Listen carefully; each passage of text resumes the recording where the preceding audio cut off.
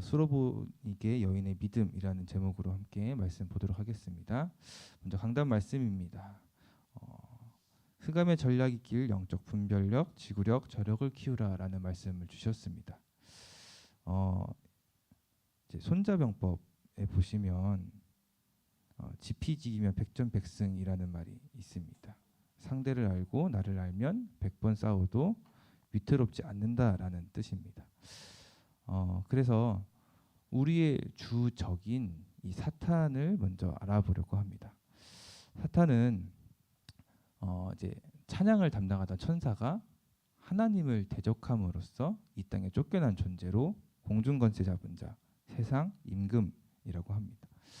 이 사탄은 하나님과 멀어지도록 한다고 이번 주 강단을 통해서 말씀 주셨습니다.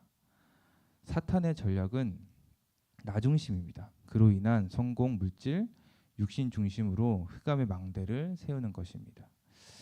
창세기 1장 27절에 하나님의 형상대로 사람이 창조되었습니다. 창세기 2장 7절에 그 코에 생기를 불어넣으시니 생명이 되니라. 생기인 말씀이 들어가니 생명이 되었다라고 말씀하고 있는 것입니다. 하나님의 형상은 영입니다.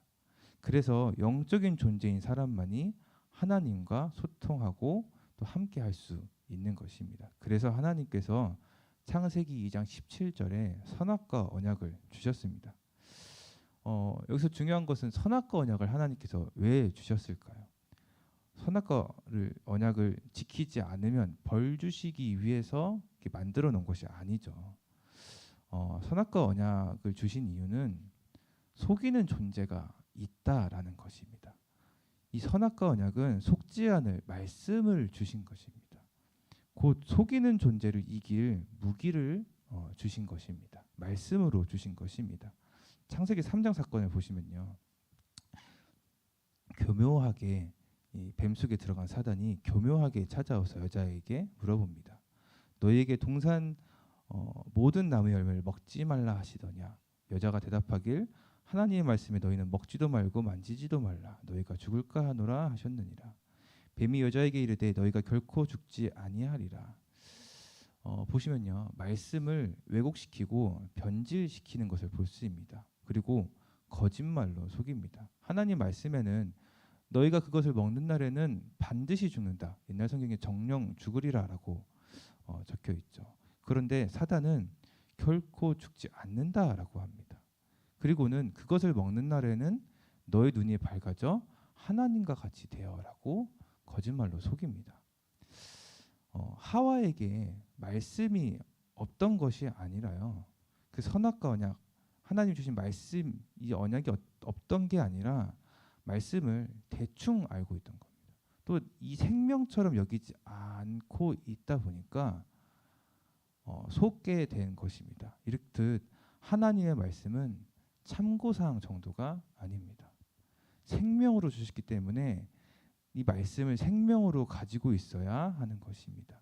생명과 또 같은 말씀을 불신앙하고 불순종한 결과는 하나님과 더 이상 함께할 수 없는 존재가 된 것입니다. 영은 죽고 육신만 살아있는 상태가 되니까요, 하나님께서 하나님의 영광을 위해 지어진 인간이 영이 죽으니까요, 하나님이 없으니까요, 눈에 보이는 것만 쫓아가게 되는 것입니다. 이것이 바로 사탄의 전략인 나중심이라고 하고, 이것을 보고 또 영적 문제라고 하는 것입니다. 하나님을 떠난 인간은 이 세상 신, 또 세상 임금, 공중권세 잡은 자, 이 사탄이 주인 되어 살아갈 수밖에 없는데, 방금도 말했듯이 영안이 어두우니까요, 사탄이라는 이 흑암 존재는 알 수 없습니다. 알지 못하고 이 눈에 보이는 나중심, 내가 중심되고 육신이 중심되고 성공이 중심돼서 살아갈 수밖에 없는 것을 볼 수 있습니다. 이런 사탄은 지금도 활동하고 나를 속이고 있습니다. 이번 주 강단에서 말씀 주셨죠. 각종 미디어, 또 문화, 각종 미디어로 이렇게 속인다라고 말씀 주셨죠. 또 문화와 사회, 경제, 학업 등 모든 것을 통틀어 하나님을 떠난 나중심이라는 영적 문제를 증폭시키는 것입니다.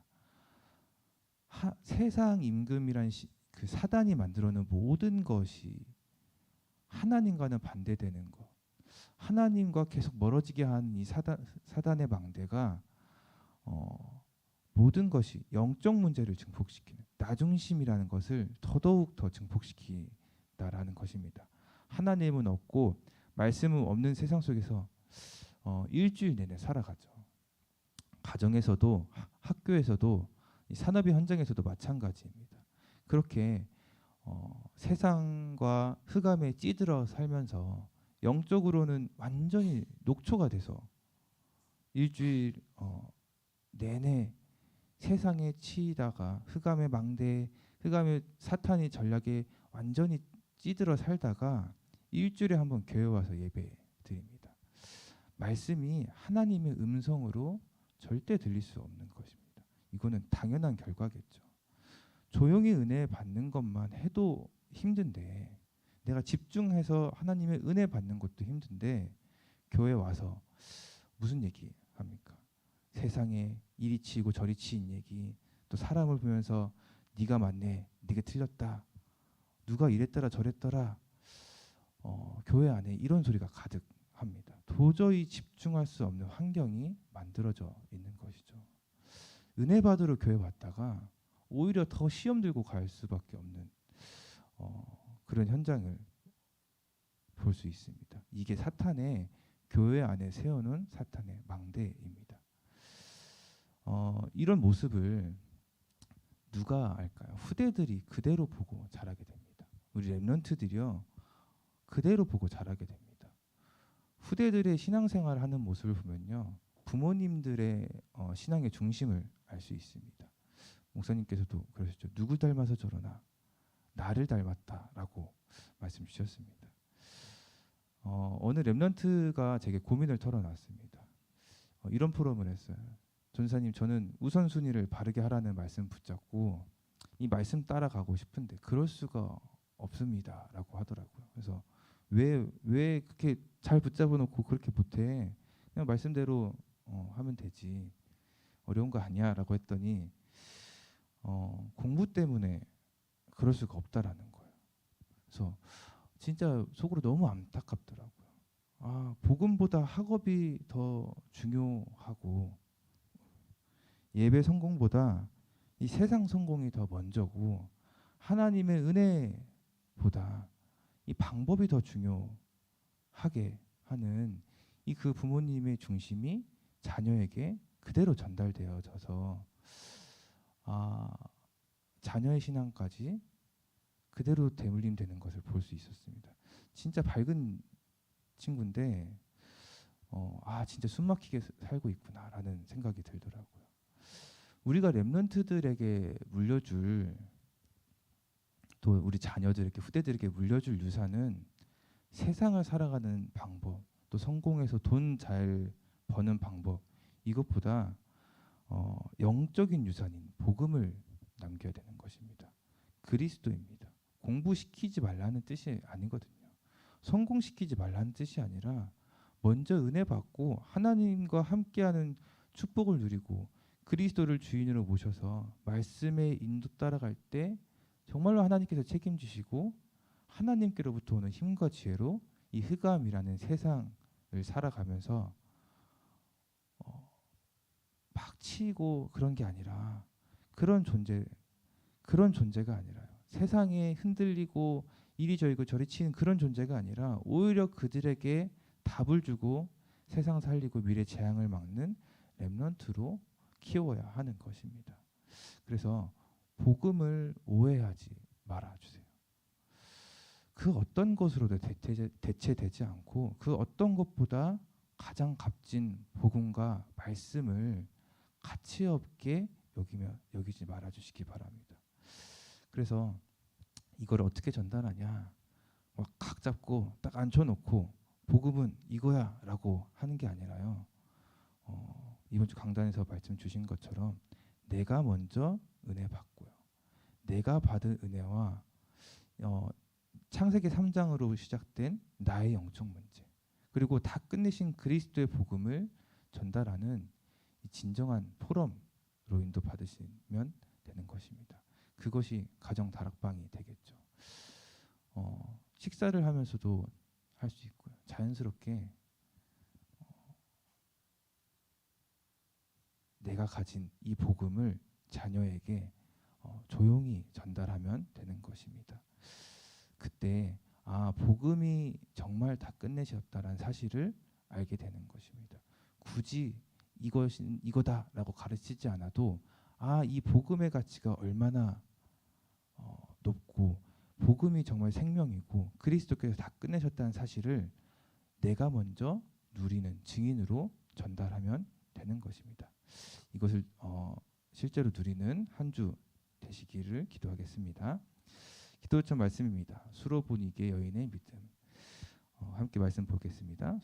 수로보니게 여인의 귀신 들린 어린 딸을 고쳐달라고 예수를 찾아왔습니다. 예수께서 누가 자녀의 떡을 개에게 주겠냐라고 하셨을 때 여인은 개도 주인의 아이들이 먹는 상에서 떨어지는 부스러기를 먹는다라고 대답했습니다.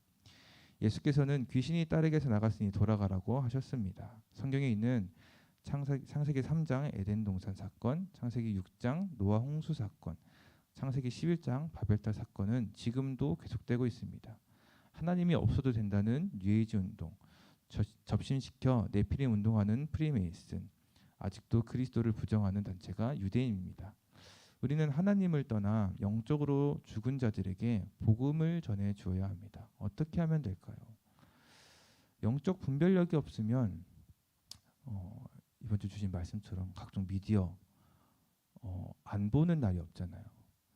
유튜브를 안 보는 사람, 꼭 유튜브만이 아니고 뉴스가 될 수도 있겠죠.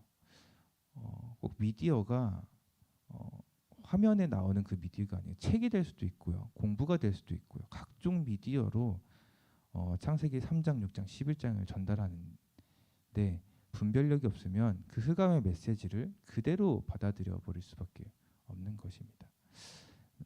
계속 말씀 보겠습니다. 그리스도와의 절대 만남. 수로보니게 여인이 예수께 나와서 엎드렸습니다. 이 예수는 벌써 창세기 3장 15절에 있었던 하나님의 해결책이자 성육신하신 그리스도입니다. 부활하사 재림주로 서게 될 보좌의 주인이십니다. 이 예수를 믿기 때문에 우리는 그 이름으로 기도할 수 있는 것입니다. 그래서요, 계속해서 말씀 주시는 게 은혜가 필요하다, 은혜 받으라라고 하는 것입니다. 그리고 인격적으로 그리스도를 만나야 하는 것입니다.